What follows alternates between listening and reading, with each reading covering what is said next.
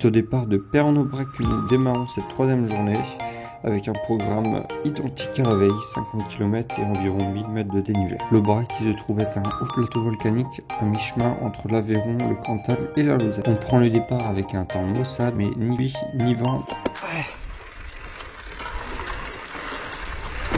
Putain. Quelques chutes et pieds posés à terre, ce qui engendre des bouchons dans le single.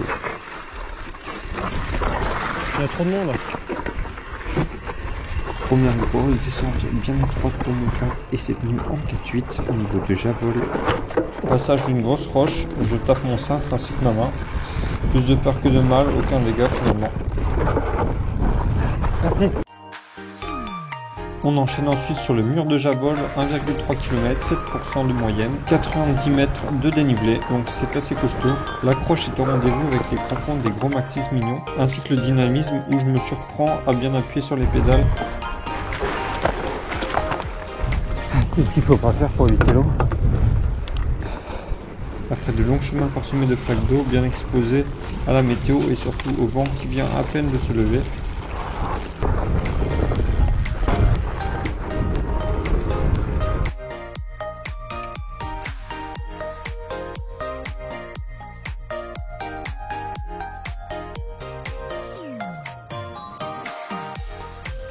On se dirige maintenant vers Fontbonne, 2 km de descente avec des sections légèrement techniques et engagées, pas mal de racines, donc attention aux trajectoires, et au terrain légèrement sablonneux. La trajectoire est donc très importante, je décide de prendre vers la gauche, malgré les quelques petits sauts. En me sentant fort en confiance avec la grosse section de pneus. Direction maintenant le lac de Ganivet.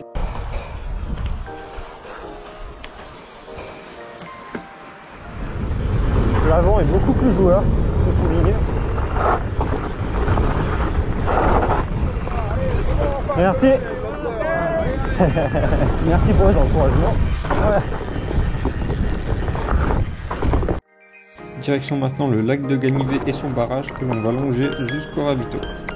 La petite surprise avec ce passage les pieds dans l'eau, vraiment top, sauf si on exclut la température de l'eau.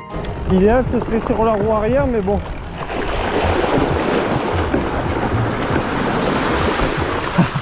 On arrive aujourd'hui bien dans les temps, car oui, pas de problème mécanique et de bonnes jambes. Le rythme a été beaucoup plus élevé et prononcé qu'hier. Après un premier ravito de 20 km, on se remet en route avec le lot, de longues portions bitumées pour se remettre dans le rythme. On croise quelques vaches d'Aubrac, la race typique de la région, reconnaissable parmi tant d'autres grâce à sa robe fauve et au bout des cornes en forme de lyre. Instrument à cordes que vous connaissez par l'intermédiaire d'Assurance Tourix, utilisé principalement pour le cuir et pour sa viande. Revenons maintenant à la rando avec le retour du dénivelé négatif. L'occasion de lâcher les freins et de laisser le fat choisir sa trajectoire. Sous ce pont, c'est la rivière de la Colagne qui passe, qui alimente notamment le lac artificiel de Garivet que l'on a vu.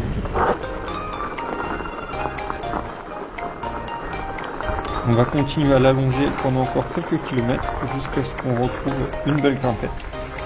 Une belle grimpette qui nous récompensera par la suite. Après avoir lancé une belle accélération dans les plus gros pourcentages, je me place en hauteur afin de pouvoir filmer les participants prêts à se lancer dans la déclivité. La descente de Cartégrol, descente sur un terrain gras avec pas mal de branches à hauteur de tête, ce qui nous oblige à nous baisser et à jouer fortement avec le vélo. Une première partie un peu plus forestière et une seconde partie un peu plus rocheuse, un peu plus naturelle. La meilleure partie pour moi, car c'est celle où on peut prendre plus facilement de vitesse.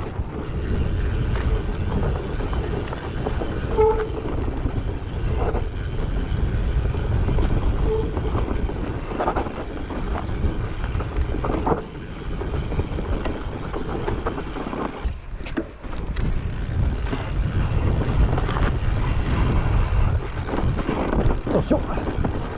Merci.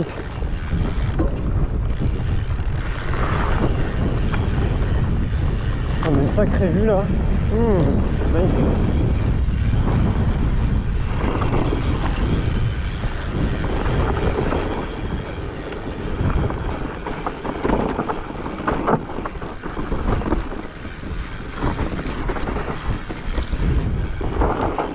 Une petite côte bien pentue et on se retrouve à la spéciale suivante au sein du petit village de Récoul de Fumas.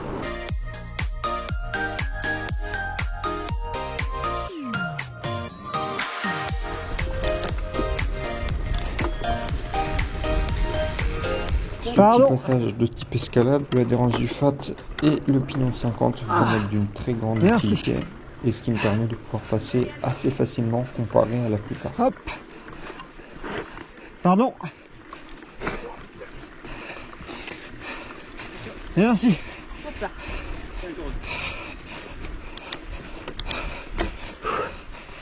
Et oui, venir rouler en Lozère, c'est aussi une manière d'apprendre plein la vue. Avec ces petits singles au travers de la forêt de conifères et tapis de ces mousses verdâtres.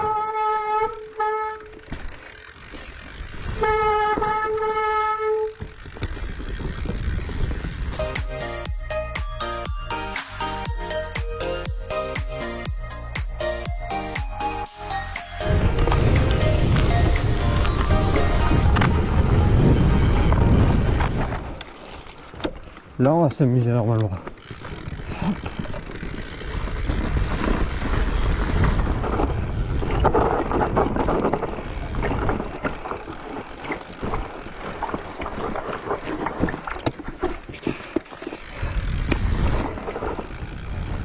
Pardon.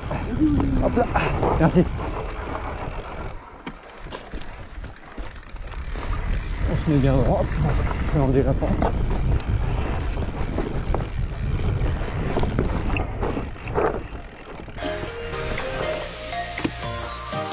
Je fais trempette pour voir. Bon, c'est un peu profond.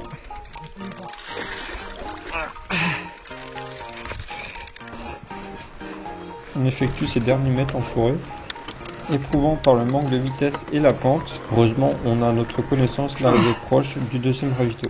Oh là là, mais c'était un truc sérieux quoi.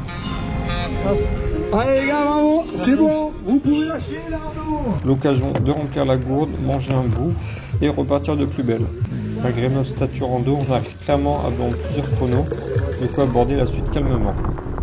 On prend quelques forces avant de braver le vent et le chemin lozérien. Dans ces passages où la vitesse est très faible, le manque d'adhérence se fait cruellement ressentir. La preuve avec cette petite glissade du verreux située juste devant moi. Bon,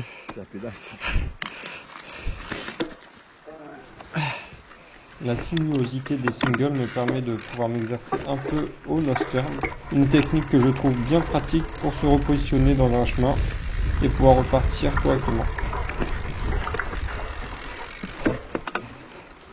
Grâce en partie à la carcasse du mignon gonflée à faible pression, j'ai réussi à franchir ce petit passage en dévers assez glissant. voilà.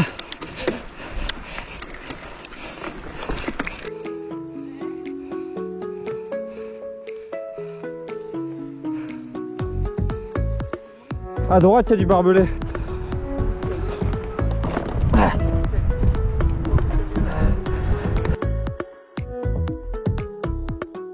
C'est bel et bien en forêt qu'il faut faire preuve de technique par endroits, comme ici avec ce petit passage de tronc qui peut paraître relativement haut et assez glissant. Comme quoi ça passe. Au final, j'arrive à passer sans toucher le boîtier de pédalier, tant mieux. Dans ces sentiers avec des virages et des relances permanentes dans un terrain plutôt mouvant, qui bouge beaucoup sous les crampons, on prend l'avantage surtout sur les VAE et les autres vélos. À croire que les bourbiers du Nord me manquent, ça tombe bien, en voici un.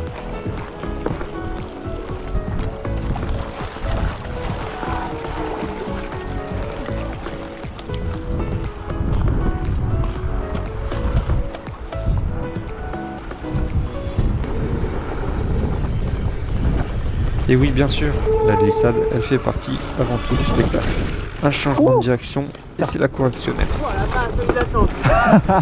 Il est parti là. On enchaîne ensuite sur de nombreuses descentes sur chemin large où prendre de la vitesse s'avère être à la portée de tous. Sur chaque saut et aspérité du terrain, j'effectue quelques whips relativement timides, mais bon, c'est l'occasion de lever la roue avant.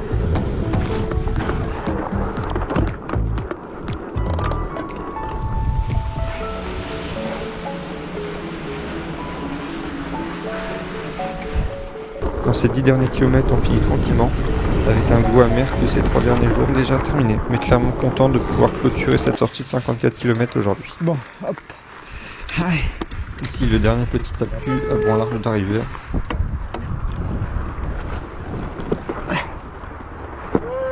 Ah. Merci.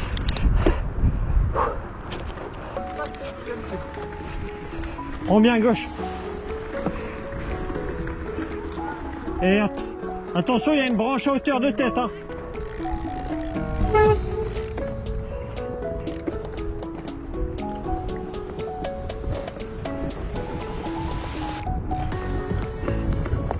Après 3 jours d'aventure, plus de 160 bornes, vous l'avez fait, vous avez clôturé cette 9e édition, super.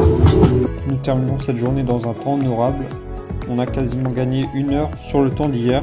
C'est près de 140 km et 3000 mètres de dénivelé qu'on a effectué. Vraiment une super organisation. Merci aux organisateurs, aux photographes ainsi qu'aux signaleurs sans qui est clôturé cette aventure en beauté. On goûte l'aliment local, l'aligot d'Aubrac. En fait, il s'agit de pommes de terre mélangées avec du fromage. Donc en l'occurrence de la tome fraîche. Texture un peu caoutchouteuse et compacte, mais ça se mange et c'est vraiment très bon.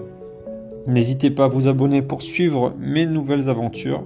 Allez, ciao tout le monde et merci encore d'avoir visionné.